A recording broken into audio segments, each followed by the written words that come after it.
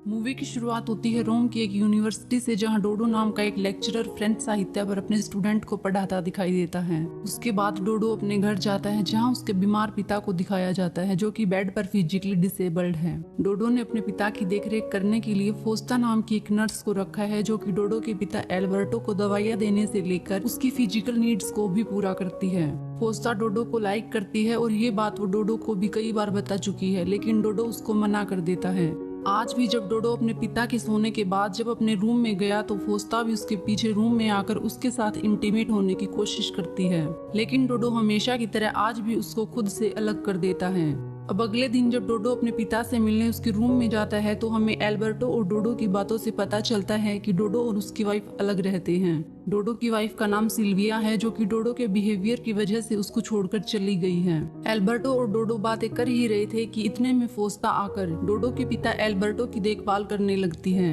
डोडो के सामने ही ये एक दूसरे को बहुत ही अजीब तरीके से टच कर रहे थे, जिसको देखकर डोडो को अजीब फील होता है, लेकिन थोड़ी देर बाद फोस्ता काम खत्म करके वहाँ से चली जाती है। अब अगले दिन डोडो को दिखाया जाता है, जो क्लास में पढ़ा रहा होता है, लेकिन उन स्टूडेंट्स में से एक अफ्रीकन लड़की जिसका नाम पास्केसी है, वह डोडो को बहुत ही अजीब तरीके से घूर रही थी। और जब क्लास खत्म होने के बाद डोडो अपने घर जाने लगता है, तो वह आकर डोडो से लिफ्ट मांगती है और डोडो को अपने घर ले जाती है और डोडो को अपने न्यूड फोटोज क्लिक करने के लिए मना लेती है। इसके बाद ये दोनों इंटीमेट होने लगते हैं, लेकिन तभी उस लड़की की रूममेट आ जाती है, जो इन्हें ऐसे देखकर नाराज होती है और फिर ये दोनों डोडो से अपने इंटीमेट होने की फोटोज क्लिक कराती हैं। डोडो को ये बहुत अजीब लगता है और वो कुछ फोटोज क्लिक करके वहाँ से भाग जाता है। घर पहुंचकर डोडो अपनी वाइफ को कॉल करता है, लेकिन उससे बात नहीं हो पाती और फिर डोडो को एल्बर्टो के रूम से कुछ आवाजें सुनाई देती हैं, तो वह विंडो से देखता है कि एल्बर्टो और फोस्ता दोनों एक साथ होते हैं।